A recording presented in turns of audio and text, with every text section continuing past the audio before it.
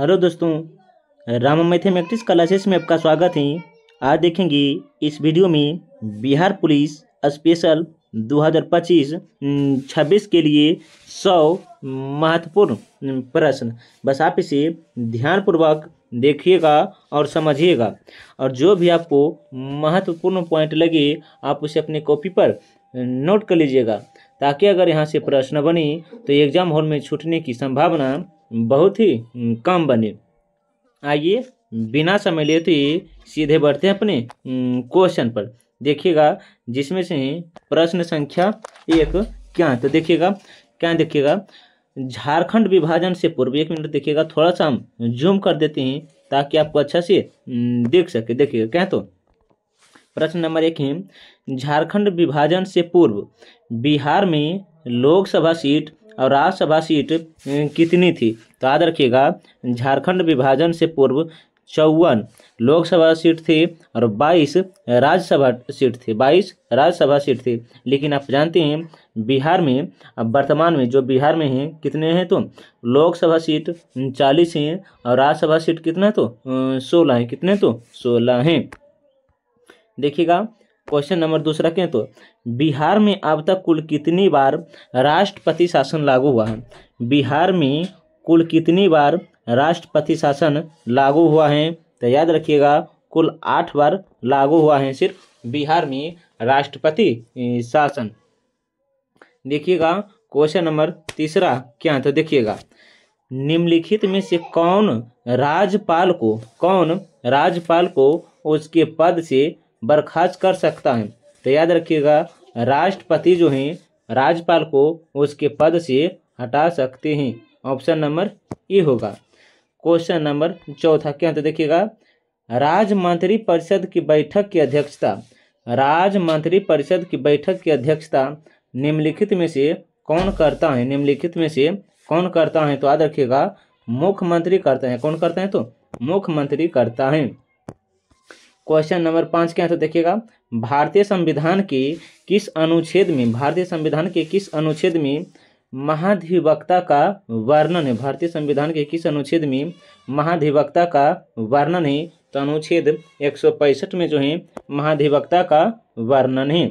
देखिएगा question number 6 क्या है, तो देखिएगा जब कोई धन विधेयक है या नहीं, इसका निर्णय कौन करता है? तो याद रखिएगा इसका जो निर्णय करता है विधानसभा अध्यक्ष करता है। कौन करता है? तो विधानसभा अध्यक्ष करता है। ऑप्शन नंबर ए होगा। देखिएगा क्वेश्चन नंबर 7 क्या है, तो निम्नलिखित में से कौन बिहार के मुख्यमंत्री के पद पर सबसे कम समय तक रहे? निम्नलिखित में से कौन बिहार के मुख्यमंत्री के पद पर सबसे कम समय तक रहे हैं? तो सतीश प्रसाद सिंह थे। क्वेश्चन नंबर देखिएगा 8वां क्या है, तो दिए गए विकल्प में सबसे कम जिला वाला प्रखंड कौन है? दिए गए विकल्प में सबसे कम जिला वाला प्रखंड कौन है? तो जिसमें से देखिएगा ऑप्शन क्या है, तो एक है भागलपुर, दूसरा है दरभंगा, तीसरा है कोसी और चौथा है पूर्णिया। तो याद रखिएगा इसका जो आंसर होगा भागलपुर है। कौन है? तो भागलपुर है।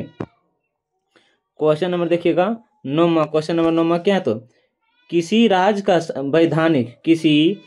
का वैधानिक प्रधान कौन होता है? तो याद रखिएगा राज्यपाल होता है। कौन होता है? तो राज्यपाल होता है। देखिएगा क्वेश्चन नंबर 10 क्या है, तो देखिएगा बिहार में लोकसभा हेतु कितनी सीट अनुसूचित जाति के लिए आरक्षित की गई है?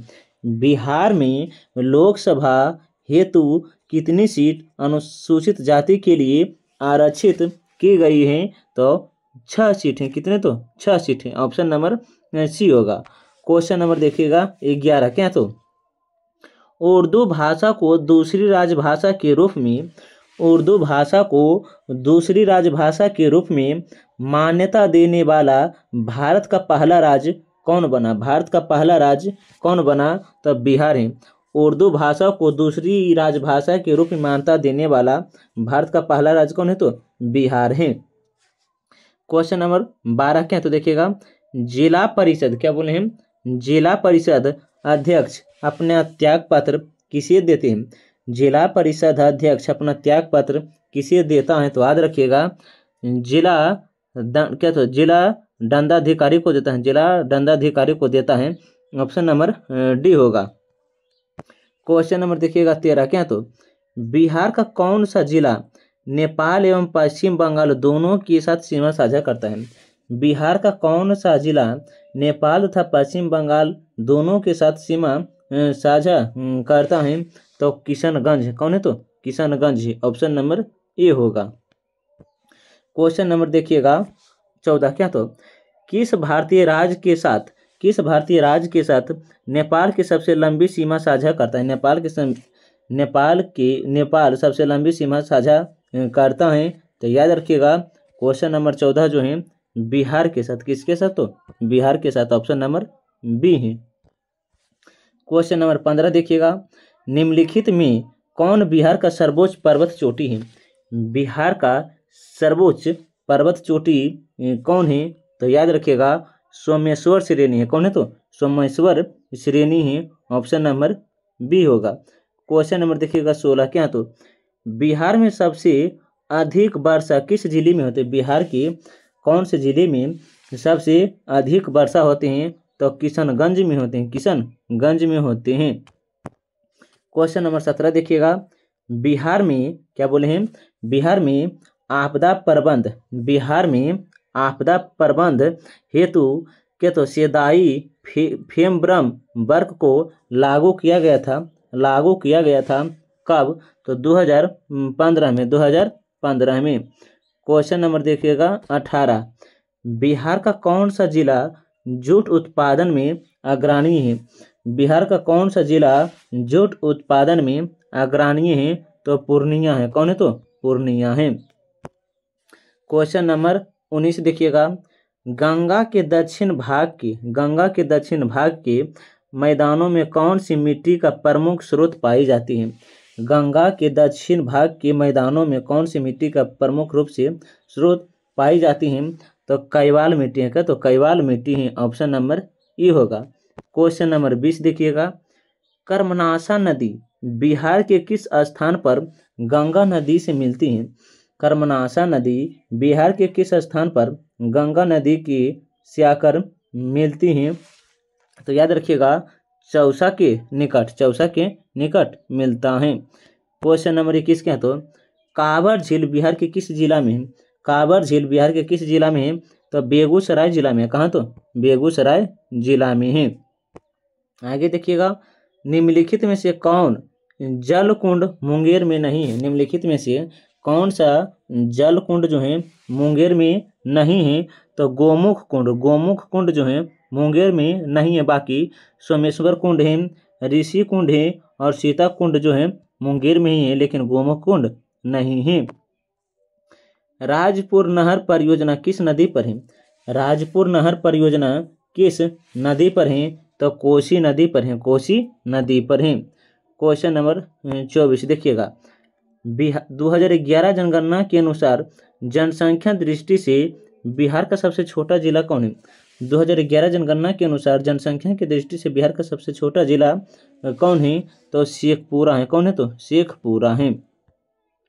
क्वेश्चन नंबर 25 क्या तो, बिहार के किस जिले का महिला साक्षरता दर सबसे न्यूनतम है? बिहार के किस जिले का महिला साक्षरता दर सबसे न्यूनतम है? तो याद रखिएगा, 25 का जो आंसर होगा ऑप्शन नंबर सी, सहरसा है। कौन है? तो सहरसा है। क्वेश्चन नंबर 26 देखिएगा, कर्नाटक वंश का अंतिम शासक कौन था? कर्नाटक वंश का अंतिम शासक कौन था? तो याद रखिएगा, कर्नाटक वंश का जो अंतिम शासक था हरिदेव सिंह था। क्वेश्चन नंबर देखिएगा 27 क्या है तो, निम्न में से किस पाल शासक की राजधानी मुंगेर बिहार में है? किस पाल शासक की राजधानी बिहार मुंगेर में है? तो याद रखिएगा, देवपाल की जो राजधानी है मुंगेर में है। कहाँ? तो मुंगेर में ही है। क्वेश्चन नंबर 28 क्या है तो देखिएगा, दरभंगा में एक दुर्ग एवं जामा मस्जिद का निर्माण करवाने वाला सुल्तान कौन है? दरभंगा में एक दुर्ग एवं जामा मस्जिद का निर्माण कराने वाला सुल्तान कौन है? तो याद रखिएगा मोहम्मद बिन तुगलक है, मोहम्मद बिन तुगलक है। क्वेश्चन नंबर 29 क्या है? तो देखिएगा शेर शाह ने मुगलों के विरुद्ध संघर्ष किसके सहायता से प्राप्त की? शेर शाह ने मुगलों के विरुद्ध संघर्ष किसकी सहायता से प्राप्त की थी? तो याद रखिएगा यह जो था चेरो शासकों के सहयोग से, चेरो शासकों के सहयोग से। ऑप्शन नंबर सी होगा। क्वेश्चन नंबर देखिएगा 30 क्या है? तो सिकंदर लोदी ने हुसैन शाह सरकी को पराजित कर किसे बिहार प्रभावी नियुक्त किया है? सिकंदर लोदी ने हुसैन शाह सरकी को पराजित कर किसे बिहार का प्रभावी नियुक्त किया है? तो याद रखिएगा 30 का जो होगा दरिया खां नुहानी, दरिया खां नुहानी को। ऑप्शन नंबर ए दरिया खां नुहानी को बनाया था। क्वेश्चन नंबर 31 चौसा के युद्ध में शेर शाह ने हुमायूं को कब पराजित किया है? चौसा के युद्ध में शेर शाह ने हुमायूं को कब पराजित किया है? तो याद रखिएगा 26 जून 1539 को, 26 जून 1539 को। देखिएगा शेर शाह का प्रशासनिक प्रयोगशाला कहाँ था? शेर शाह का प्रशासनिक प्रयोगशाला कहाँ था? तो याद रखिएगा सासाराम में था। कहाँ? तो सासाराम में था। क्वेश्चन नंबर 33 देखिएगा शेर शाह ने अपने काल में पटना में एक दुर्ग का निर्माण कराया, पुनः इस नगर को राजधानी के रूप में विकसित की। यह चर्चा है किससे संबंधित है? तो तारीख ए दाऊदी से। ऑप्शन नंबर बी होगा। अकबर ने 1580 में किसे गवर्नर सूबेदार नियुक्त किया था? गवर्नर सूबेदार नियुक्त किया था? तो याद रखिएगा 34 का जो आंसर होगा ऑप्शन नंबर बी है, खानम है। क्वेश्चन नंबर 35 क्या? तो देखिएगा किस मुगल शासक के समय बिहार में सर्वाधिक विद्रोह हुआ था? किस मुगल शासक के समय बिहार में सर्वाधिक विद्रोह हुआ था? तो याद रखिएगा इसका जो आंसर होगा अकबर के समय बिहार में सबसे ज़्यादा विद्रोह हुआ था। क्वेश्चन नंबर 36 क्या? तो देखिएगा सिख धर्म के प्रवर्तक गुरु नानक देव ने निम्न में से बिहार के किस क्षेत्र का भ्रमण किया है? सिख धर्म के प्रवर्तक गुरु नानक देव ने बिहार के किस क्षेत्र का परिभ्रमण किया है? तो उपयुक्त में से कोई नहीं, एक से अधिक हो सकता है। क्वेश्चन नंबर देखिएगा 37 क्या है? तो मुगल शासक फारूक सियर ने अंग्रेजों को बिहार एवं बंगाल में व्यापार करने के लिए वर्ष स्वतंत्रता प्रदान की थी। कब? दोबारा पढ़ते हैं। मुगल शासक फारूक सियर ने अंग्रेजों को बिहार एवं बंगाल में व्यापार करने के लिए किस वर्ष स्वतंत्रता प्रदान की? तो याद रखिएगा 1717 में। ऑप्शन नंबर बी होगा। क्वेश्चन नंबर 39 देखिएगा किस मुगल शासक के शासनकाल में अंग्रेजों ने पटना में अपनी फैक्ट्री स्थापित किया था? किस मुगल शासक के शासनकाल में अंग्रेजों ने पटना में अपनी फैक्ट्री स्थापित किया था? तो शाहजहां के शासनकाल में। क्वेश्चन नंबर 39 क्या है? तो देखिएगा अंग्रेजों की पटना फैक्ट्री का प्रधान जब चरनोक कब बना था? तो 1664 में। ऑप्शन नंबर बी होगा। क्वेश्चन नंबर 40 बिहार आने वाला पहला अंग्रेजी यात्री कौन था? बिहार आने वाला पहला अंग्रेजी यात्री कौन था? तो राउल फिच था। ऑप्शन नंबर ए होगा। क्वेश्चन नंबर 41 देखिएगा बिहार में होम रूल लिंक की स्थापना कब किया गया था? तो 16 दिसंबर 1916 में। 16 दिसंबर 1916 में। ऑप्शन नंबर बी होगा। क्वेश्चन नंबर 43 देखिएगा भारतीय राष्ट्रीय कांग्रेस का 27वां अधिवेशन कहाँ हुआ है? तो पटना में हुआ। कहाँ हुआ? तो पटना में हुआ था। 42 का बी होगा। क्वेश्चन नंबर देखिएगा कितना होगा? तो 43 मुजफ्फरपुर बम कांड 1908 में, मुजफ्फरपुर बम कांड 1908 में किसे फांसी की सजा दी गई थी? तो खुदीराम बोस को, खुदीराम बोस को। क्वेश्चन नंबर देखिएगा 44, क्वेश्चन नंबर 44 देखिएगा, क्वेश्चन नंबर 44 क्या है? तो चंपारण में कृषि की स्थिति के जांच के लिए नियुक्त जांच समिति के अध्यक्ष कौन थे? चंपारण में कृषि की जांच की स्थिति के लिए नियुक्त जांच समिति के अध्यक्ष कौन थी? तो एफ जी असलाई थे, एफ जी असलाई थे। ऑप्शन नंबर सी होगा। क्वेश्चन नंबर 45 क्या है? तो देखिएगा, बिहार आने वाले निम्नलिखित चर्चित विदेशी यात्रियों में से सबसे पहले यात्री कौन था? सबसे पहले यात्री कौन था? तो मेगास्थनीज आया था, मेगास्थनीज आया था। क्वेश्चन नंबर देखिएगा 46, 24वें तीर्थंकर महावीर का जन्म कहाँ हुआ था? 24वें तीर्थंकर महावीर का जन्म कहाँ हुआ था? तो कुंडलग्राम में, कुंडलग्राम वैशाली में था, कुंडलग्राम वैशाली में हुआ था। क्वेश्चन नंबर 47 देखिएगा, अशोक के स्तंभ में निम्नलिखित में से कौन सा बिहार में स्थित नहीं है? अशोक के स्तंभ लेख में निम्न में से कौन सा बिहार में स्थित नहीं है? कौन सा स्तंभ जो बिहार में नहीं है? तो टोपरा जो है नहीं है, टोपरा जो नहीं है। बाकी लौरिया, अरेराज, लौरिया, नंदनगढ़, रामपुरवा, ये सभी का तो बिहार में ही है। क्वेश्चन नंबर कितना होगा? तो 48, कनिष्क ने पाटलिपुत्र के किस बौद्ध विद्वान को अपना दरबार में आश्रय दिया था? आश्रय दिया था तो अश्व घोष को। किसको? तो अश्व घोष को दिया था।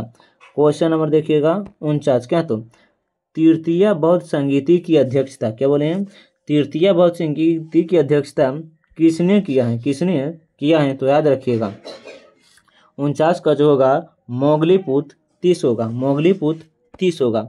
देखिएगा क्वेश्चन नंबर 50 जो इस वीडियो का लास्ट प्रश्न है, हर्यक वंश के पश्चात मगध पर किस वंश का उदय हुआ?